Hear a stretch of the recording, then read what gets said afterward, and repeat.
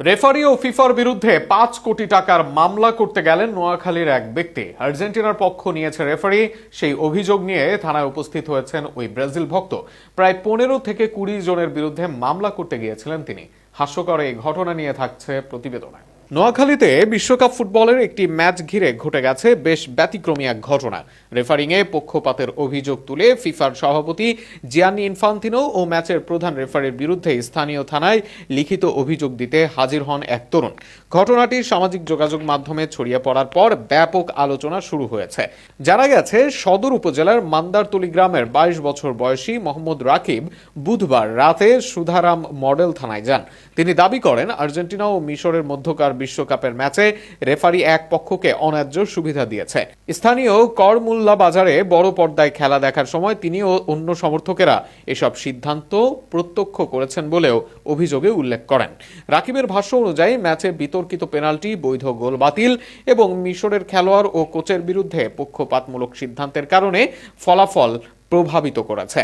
এতে তিনি এবং তার সঙ্গে খেলা দেখা সমর্থকেরা মানসিকভাবে আঘাত পেয়েছেন বলে দাবি করেন। অভিযোগপত্রে তিনি ফিফার কাছ থেকে ৫ কোটি টাকা ক্ষতিপূরণ দাবি করার পাশাপাশি সংশ্লিষ্ট ব্যক্তিদের বিরুদ্ধে আন্তর্জাতিক পর্যায়ে ব্যবস্থা নেওয়ার আহ্বান জানান। তবে সুধারাম মডেল থানা জানিয়েছে, এই ধরনের অভিযোগ নিয়ে তাদের আইনগতভাবে কোনো ব্যবস্থা নেওয়ার সুযোগ নেই। থানার ভারপ্রাপ্ত কর্মকর্তা মোহাম্মদ কামরুল ইসলাম বলেন, অভিযোগকারী থানায় এসেছিলেন, কিন্তু আন্তর্জাতিক ক্রীড়া সংস্থা বা বিদেশি নাগরিকদের বিরুদ্ধে এমন অভিযোগ স্থানীয় থানার এখতিয়ারের মধ্যে পড়ে না। বিষয়টি তাকে বুঝিয়ে বলা হয়েছে। এদিকে বৃহস্পতিবার সকালে রাকিব জানান, খেলার ফলাফল ও রেফারির সিদ্ধান্তে তিনি গভীরভাবে হতাশ হয়েছেন। তার দাবি, সমর্থকদের আবেগের সঙ্গে অন্যায় করা হয়েছে এবং এ বিষয়ে বিচার হওয়া উচিত। থানায় মামলা না নেওয়ায় তিনি আদালতে যাওয়ার কথা ভাবছেন। প্রয়োজনে মানববন্ধন সহ অন্যান্য কর্মসূচিও পালন করবেন বলে জানান তিনি।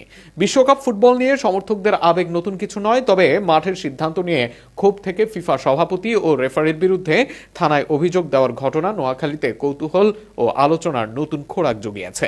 অনেকে এটিকে সমর্থকের আবেগের বহিঃপ্রকাশ বলছেন, আবার কেউ দেখছেন ফুটবল উন্মাদনার এক অভিনব দৃষ্টান্ত হিসেবে।